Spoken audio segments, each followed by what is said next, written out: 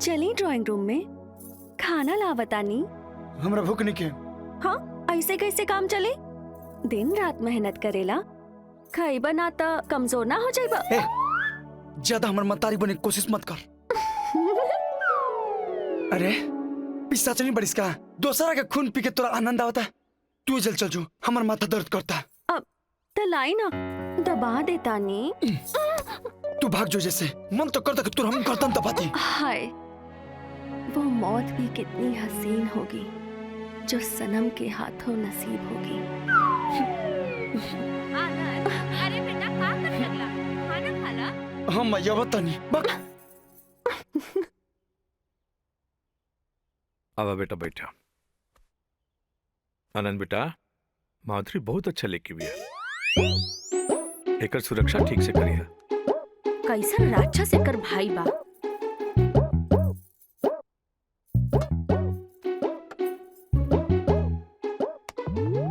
लौकत नहीं के।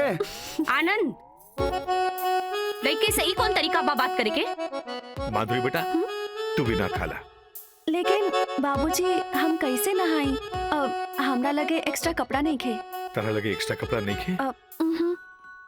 ए आनंद, इनका लेके तू बाजार जा और इनका पसंद के कपड़ा खरीद ला। का भाई बेटा? पानी पानी दा।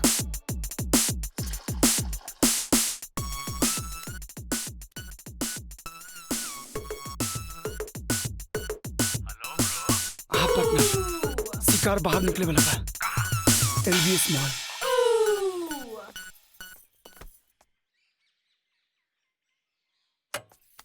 बैठा। हाथ हटाओ। काहे? करंट लगता। एकदम बेसर में बड़े कार है। अब छोड़।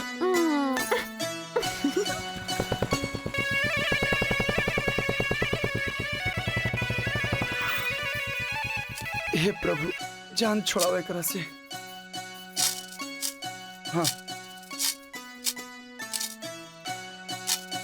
अल्लाह तो हम लोगों को जोड़ी सलामत रखे।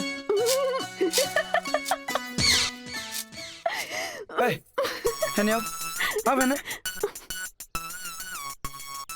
चल भाग। देखा, ढेर आसा मत तो बैको से नीचे गिरा देमनु तो मैं बत्ती से झड़ जाई।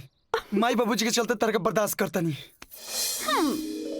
अरे अरे कहाँ जाता रू? देखा, ढेर मजबूरी का फायदा मत उठावा।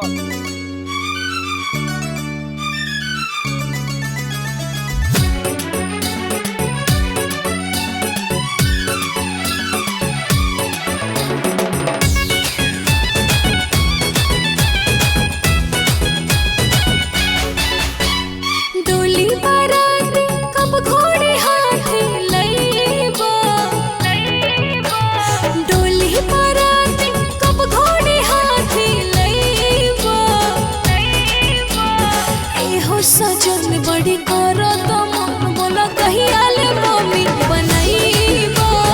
एहो सजन बड़ी करो तो मन बोला कहिया ले मम्मी बनाईबो।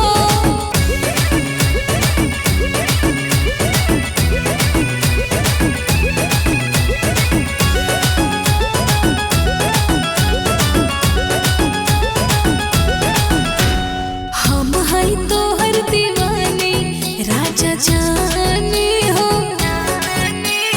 तहरा बिन हमर जवानी नाही माने हो। अगल बगल मडरावल रानी छोड़ दे, जवन बतो हर इरादा आज में तोड़ दे। हमसे नहीं नजर मिलाइबा त कहवा जाइबा। एहो सजन बड़ी करो त मन बोला कहिया ले मम्मी बनाईबा। एहो सजन बड़ी करो त मन बोला कहिया ले मम्मी बनाईबा।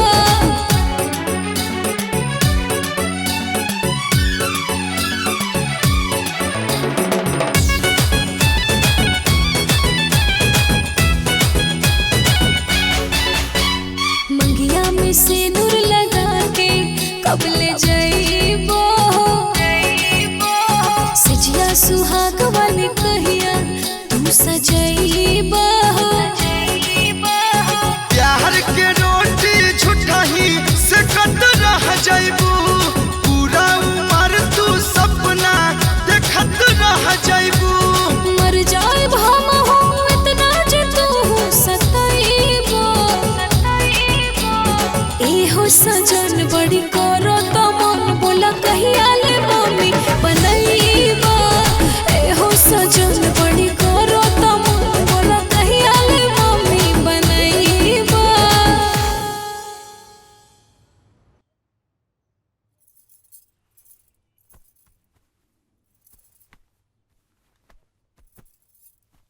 कैसन ह ई ले ली?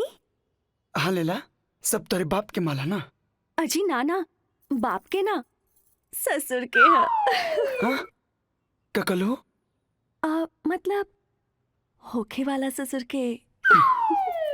सपना मत देखा दिन में, ई कबो ना हो सकेला। चिढ़ा मत ना, हर समय एक के मूड में रहेला। अच्छा सुना, एगो कपड़ा अपना पसंद के ले देना।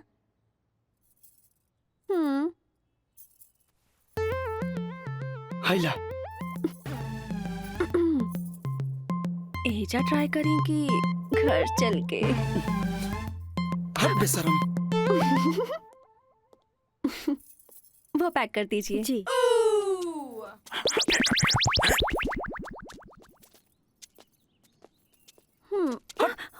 शांति से चलने क्या जाता रहा? हाथ हटाओ। हम ना खाई। खा ली ना। अरे हम कह दिन कि एक बार ना खाई तो जबरदस्ती खाई। खा ली ना। अरे हटाओ ना। It's okay, it's okay,